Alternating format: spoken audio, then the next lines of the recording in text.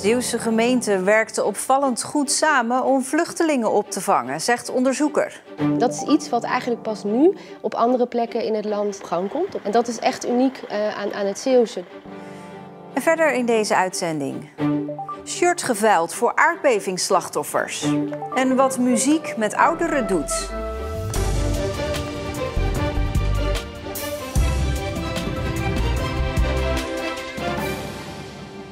Goedenavond. Zeeland is een voorbeeld voor de rest van Nederland als het gaat om de opvang van asielzoekers en vluchtelingen. Dat concludeert een sociaal geografe van de Universiteit Utrecht. Vooral de onderlinge samenwerking tussen de gemeenten is iets waar de rest van het land nog wat van kan leren. In 2015 en 2016 kwamen er veel vluchtelingen naar Nederland. Recent gepubliceerd onderzoek van de Universiteit van Utrecht laat zien dat Zeeland anders met deze vluchtelingenstroom omging dan de meeste regio's in het land. Wat daar eigenlijk toen al destijds heel duidelijk naar voren kwam, is de wijze waarop in Zeeland al heel vroeg werd samengewerkt tussen de gemeenten, maar ook tussen gemeenten en de provincie. Dat is iets wat eigenlijk pas nu op andere plekken in het land weer op gang komt, opnieuw op gang komt. En dat is echt uniek aan het Zeeuwse.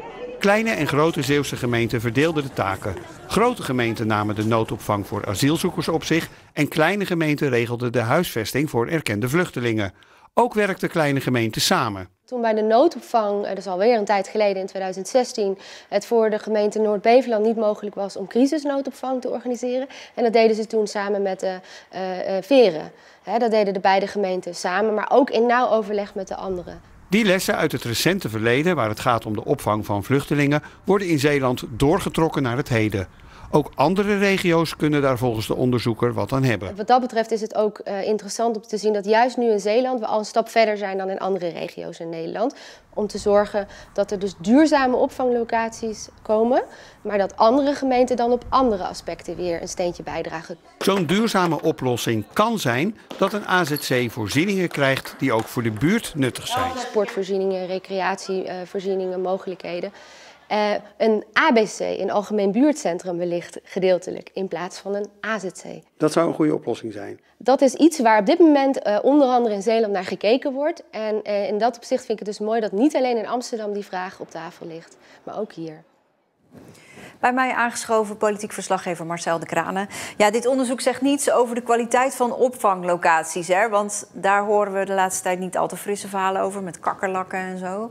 Ja, dat klopt. Dit onderzoek gaat vooral over hoe er bestuurlijk is samengewerkt in de opvang in Zeeland. Ja, en die samenwerking zou dan dus goed verlopen, blijkt dan. Betekent dat dat het allemaal vlekkeloos gaat? Nou, dat ook weer niet. Nog maar 2 jaar geleden tikte de provincie Zeeland een aantal gemeenten op de vingers. Veren, Borselen, Capelle en vooral Rijmerswaal. Want die zouden dan weer te weinig hebben gedaan aan de huisvesting van erkende vluchtelingen. Dus er wordt wel bijgestuurd en gecorrigeerd. Ja. Nou is de staatssecretaris bezig met de spreidingswet, waarin gemeenten gedwongen kunnen worden om een bepaald aantal asielzoekers op te vangen. Is dat een goed recept voor Zeeland? Nou, die onderzoeker die zegt, ja, dwang werkt eigenlijk niet. Want je kweekt daarmee geen vertrouwen. En zeker in Zeeland, ja, daar wordt al goed samengewerkt. Dus dat zou nog best wel eens contraproductief kunnen werken.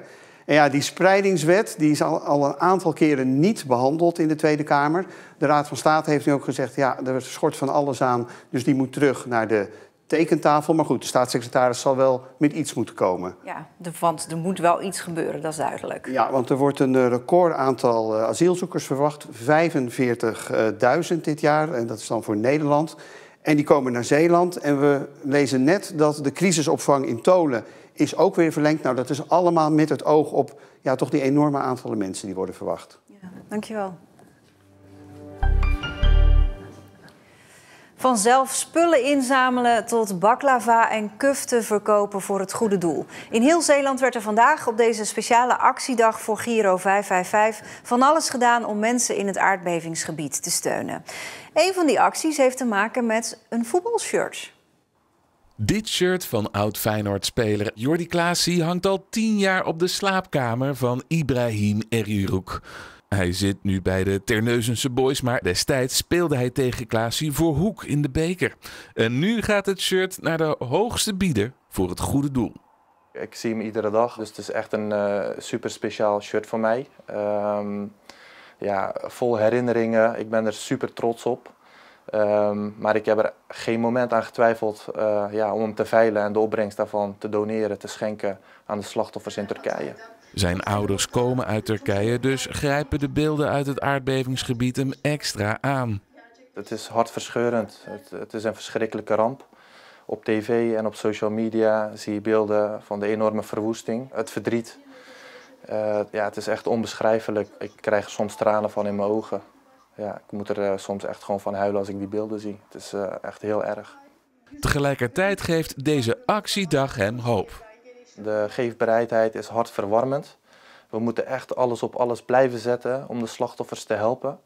Dus bij deze wil ik ook iedereen oproepen om de slachtoffers te steunen. Laat je hart spreken en blijf alsjeblieft doneren. Want er is dringend hulp nodig, zowel op de korte als de langere termijn. Ja, en het hoogste bod op dat shirt tot nu toe is €750. Maar dat zou wel eens veel meer kunnen worden, want Jordi Klaasie, nu aanvoerder van AZ, gaat zaterdag zijn handtekening op het shirt zetten. En dan is hij natuurlijk nog meer waard. Meer over acties vandaag voor Syrië en Turkije vind je op onze website en op onze social media kanalen. Een gemiddeld huis in Zeeland is €32.500 duurder geworden vorig jaar. Een stijging van 11%. Vooral op Schouwen-Duiveland en in de gemeente Veren zijn de prijzen gestegen. Dat zijn sowieso al de duurste gemeenten van de provincie qua huizen. Een gemiddeld huis in Zeeland kost €326.500. Deze cilinder uit de Grevelingensluis bij Bruinisse is vervangen door een opgeknapte cilinder. Dit onderhoud gebeurt iedere 10 jaar. Een cilinder zorgt ervoor dat de deur open en dicht gaat. Een heel belangrijk onderdeel van de sluis en van de deur. En die cilinder ligt hier achter mij. En die is 5,5 meter lang. En die gaan we dus reviseren. Het duurt 7 weken om een cilinder op te knappen. Dus er wordt er nu iedere 7 weken één vervangen. De werkzaamheden zorgen iedere keer voor 2 dagen stremming voor het scheepvaartverkeer. 2 dagen is de sluis niet te gebruiken. Maar het wegverkeer heeft er helemaal geen hinder van deze klus. In het hoogseizoen zijn er zoveel boten, dan even geen werkzaamheden. En de laatste cilinder, de 8e, wordt dan in april volgend jaar gewisseld.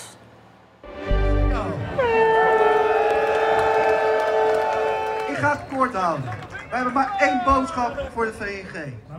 Een grote staking vandaag in Utrecht van gemeentemedewerkers. En ook uit Zeeland zijn bussen met stakers naar Utrecht gegaan om de druk op te voeren voor een betere CAO. Vanuit Zeeuws-Vlaanderen gingen ruim 100 medewerkers van de gemeentes. De cijfers van andere gemeenten zijn onbekend. Muziek heeft een positief effect op het welzijn van ouderen, zo blijkt uit onderzoek. En deskundigen zouden dan ook graag zien dat muziek vaker wordt gebruikt in de ouderenzorg om de kwaliteit van leven te verbeteren.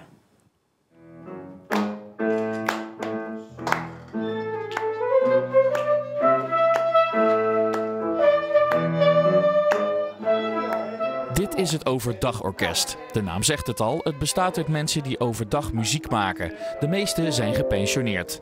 Vanuit heel Zeeland komen ze elke woensdag naar de Middelburgse muziekschool om er gezellig samen te spelen. Samen musiceren is het plezier wat je samen maakt en samen iets moois neerzetten. En samen is altijd meer dan alleen.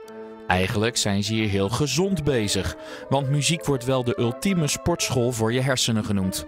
Of je nu een instrument bespeelt, op muziek danst, zingt of er gewoon naar luistert, het activeert je brein.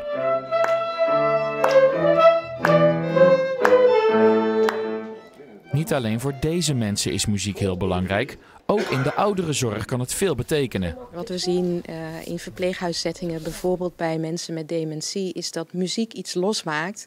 Bij muziek is het zo dat als je dat gaat afspelen, en met name als het muziek is uit het verleden, uit bijvoorbeeld je tienertijd, dat maakt emoties los. We hebben mensen gezien die daarop gaan dansen, die daarop gaan zingen, die mee gaan doen. En het leuke is ook dat na die tijd mensen beginnen te praten over die muziek en beginnen te raden naar de woorden die ze niet meer wisten. Wat het ook kan doen is dat het bij mensen gevoelens oproept van veiligheid. Op het moment dat het geheugen je in de steek laat en je soms niet meer helemaal goed weet waar je bent, dan kan muziek uit je jeugd ervoor zorgen dat je je eigenlijk weer veilig voelt en dat je weer iets herkent. En dat is voor heel veel mensen erg belangrijk.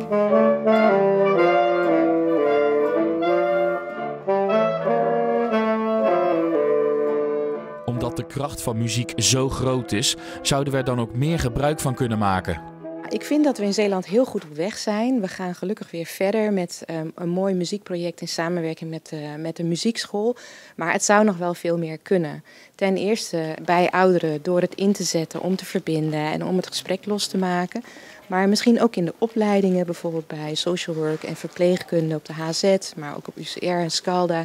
Dat we muziek ook echt gaan aanbieden als middel voor onze toekomstige therapeuten en sociale werkers om dat echt te gaan inzetten. Dat zou nog meer kunnen. Op 16 februari is er in Heinkesand een symposium over het effect van muziek binnen de ouderenzorg. Daar treedt ook dit orkest op. Als ik hier ben, geniet ik. Maar eigenlijk kijk ik de hele week al uit naar weer woensdag.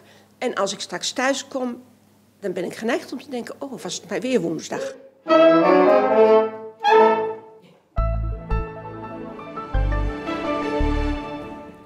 Het was een vrij zonnige dag met wat ochtendrood. Langzaamaan kwam er wel wat sluierbewolking bij. Het werd 10 tot 12 graden. Morgen krijgen we een bewolkte dag, meer wind dan vandaag. Het blijft lange tijd droog, maar in de namiddag en avond is er kans op regen. En ook de dagen erna blijft het niet droog. Tja, ik kan het ook niet mooier maken. Dit was Zeeland Nu. Tot morgen en een fijne avond.